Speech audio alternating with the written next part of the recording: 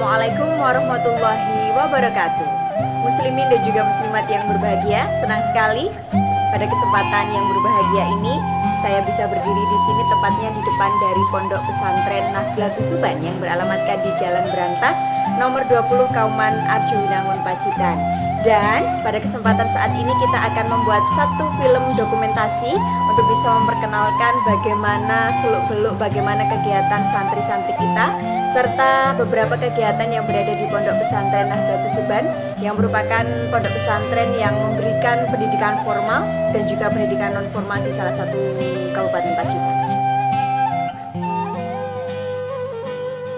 Pacitan terletak di ujung barat daya Provinsi Jawa Timur. Sebagian besar wilayahnya berupa pegunungan kapur yang merupakan bagian dari rangkaian pegunungan Kidul. Kota Pacitan dilalui oleh sebuah sungai besar yang membentang dari utara ke selatan, Sungai Grindulu, yang merupakan saksi keemasan dan kejayaan pesantren ini.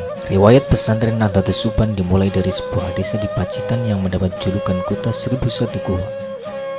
Arjowinangun adalah sebuah desa yang terletak di tengah kota Pacitan, berada 2 km ke arah timur dari pusat kota pemerintahan. Di desa inilah telah berdiri hunian atau pondokan para santri yang dikenal dengan sebutan Pondok Pesantren Nahdlatul Suban. Sebelum berkembang menjadi pesantren, telah ada sebuah halakoh pengajian yang diasuh oleh beberapa kiai, diantaranya Kiai Imam Besari, Kiai Imam Bagawi, Kiai Haji Soleh, Kiai Haji Abdul Razak, Kiai Haji Imam Nawawi, dan Kiai Haji Muhammad Ja'far. Hingga pada tanggal 9 Juli 1964 didirikanlah pesantren Nahdlatul Suban oleh Kiai Haji Masduki Ja'far. Sistem pengajaran pesantren kala itu masih sangat sederhana, yakni hanya berupa pengajian kitab yang diasuh langsung oleh kiai. Namun, berkat kealiman dan perhatian serta doa dari kiai, para santri dapat menimba ilmu dengan tekun dan tidak sedikit yang telah berhasil menjadi tokoh di tengah-tengah masyarakat.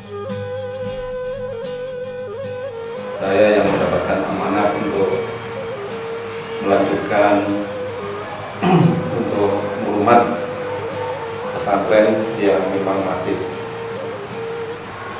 para perintisan yang masih harus diupayakan dan diperjuangkan. Ya, alhamdulillah semenjak tahun 2004 madrasah diniyahnya sudah bisa berjalan kira-kira sampai sekitar tahun 2009. Kemudian sejak 2009 kami mencoba merintis untuk di Pondok Pesantren Nahdlatul Suban ini didirikan lembaga formal. Yang pertama kami mendirikan SMP, sekolah menengah pertama. Sampai sekarang ini, sejak tahun 2011 kemarin, 2012 praktisnya, kami juga sudah bisa mengembangkan tingkat SLTA yang mendirikan lembaga madrasah aliyah. Tahun demi tahun, Pondok Pesantren Nahdlatul Suban semakin dikenal oleh masyarakat luas dan semakin banyaklah santri yang berdatangan untuk bertolabul ilmi. Hingga kewafatan Kiai Haji Masduki Ja'far pada tahun 2001 silam. Sepeninggal Kiai Masduki Ja'far, pesantren Nahdlatul Suban mulai berbenah. Sejak tahun 2004, pesantren diasuh oleh Dr. Andes Kiai Haji Abdullah Sajat MSI. Berkat keilmuan, wawasan tentang pesantrenan, dan pengalamannya di dunia organisasi, beliau membawa pondok pesantren menjadi sebuah pesantren yang memadukan sistem modern dalam pembelajarannya kepada para santri. Di sisi lain, corak tradisional atau salafiyahnya masih dipertahankan hingga saat ini. Mencermati dan menyikapi problematika kehidupan, khususnya akhlak generasi muda sebagai harapan bangsa, langkah strategis yang ditempuh Pondok Pesantren Nahdlatul Suban menyelenggarakan lembaga pendidikan formal, dimulai dari didirikannya SMP Islam Nahdlatul Suban pada tahun 2009 yang hingga saat ini telah menyandang akreditasi B, dan Madrasah Aliyah Nahdlatul Suban yang didirikan pada tahun 2012. Terdapat juga beberapa lembaga pendidikan diniyah formal, yakni Madrasah Diniyah Awaliyah, Madrasah Diniyah Wusta, dan Madrasah Diniyah Ulia. Lembaga ini didirikan guna memberikan keseimbangan dan kualitas kemampuan berbasis internasional, bahasa Inggris dan bahasa Arab yang terintegrasi secara utuh sehingga membuka peluang selebar-lebarnya untuk mengembangkan potensi dan prestasi santri. Sebelum itu pondok sudah berdiri, yaitu diperkirakan waktu zaman Heger itu terus di anak-anak sini seperti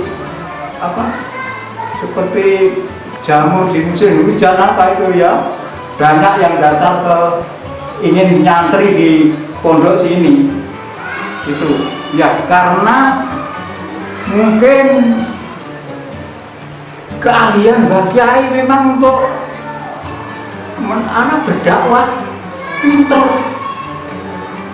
memang tuh, jadi tertarik masyarakat ini karena pinter Pak Mbah Kyai itu, keahliannya itu ya, baik tentang omongannya, baik tentang bahasanya, pas semua cocok dari masyarakat. Visi dan misi Lembaga Pendidikan Nahdlatul Tsuban mempunyai tujuan agar santri dapat unggul dalam prestasi, mulia dalam budi pekerti. Dalam rangka menuju harapan tersebut, Pondok Pesantren Nahdlatul Tsuban merekrut tenaga pendidik yang mempunyai kualifikasi keilmuan pada bidangnya. Sebagian pendidik dan pengajar tinggal bersama para santri di sebuah asrama untuk memberikan pengawasan, bimbingan, dan pembinaan secara kontinu selama 24 jam.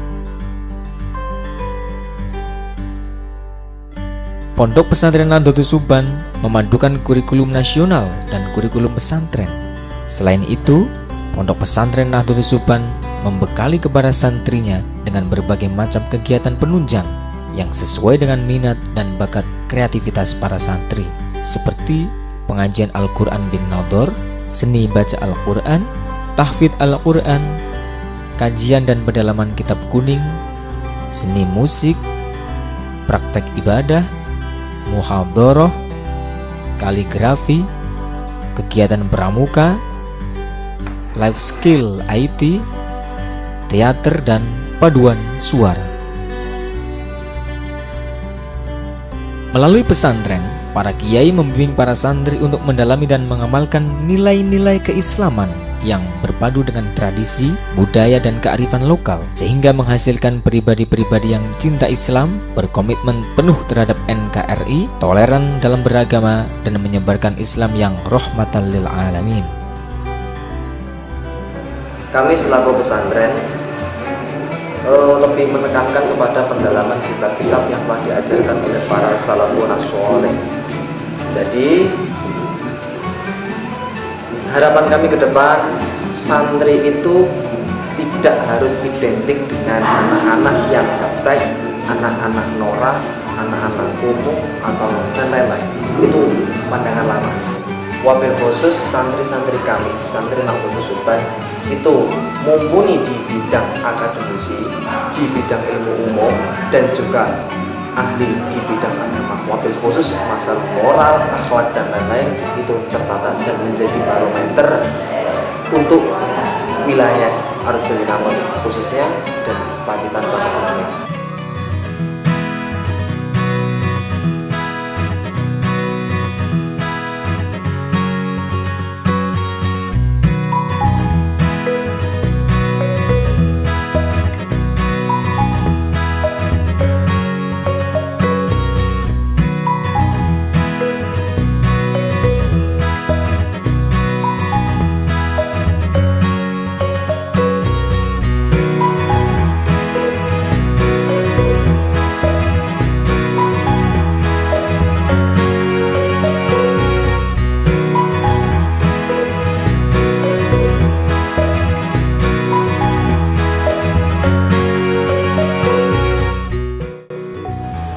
Santri is the best human in this world. Yang jelas, pesantren adalah lembaga unggulan, bukan lembaga alternatif. Jangan ragu-ragu untuk memondokkan putranya di di pondok pesantren, wabil khusus di pondok pesantren Nahdlatul Ulama. Prinsip dasar kami ingin pesantren ini menjadi sebuah lembaga pendidikan yang unggulan. Ayo mondok. Ayo mondok.